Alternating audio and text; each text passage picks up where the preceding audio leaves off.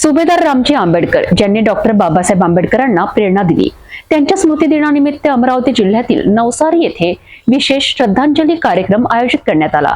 याबाबत अधिक जाणून घेऊया आपण। भीमा ते भीमराव आणि भीमराव ते बाबासाहेब या जागतिक कीर्तीच्या प्रवासाचा प्रारंभ बिंदू म्हणजेच सुभेदार रामजी आंबेडकर। त्यांच्या स्मृतिदिनानिमित्त ध्वजप्रांगण नवसारी अमरावती येथे विशेष कार्यक्रम पार पडला।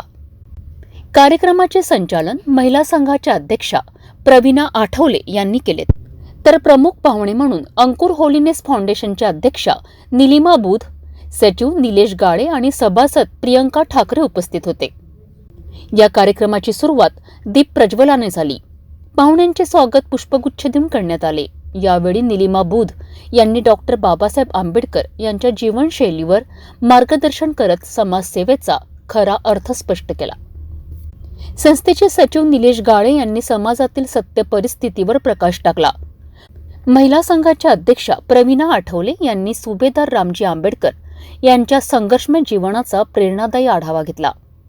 कार्यक्रमाच्या शेवटी 2 मिनिटे मौन ठेवून श्रद्धांजली अर्पण करण्यात आली। यावेळी ज्येष्ठ नागरिक सहदेवराव तायडे, अजाबराव इंगळे, सिंधुताई ढवळे यांच्यासह महिला संघाच्या अनेक सदस्यांची उपस्थिती होती।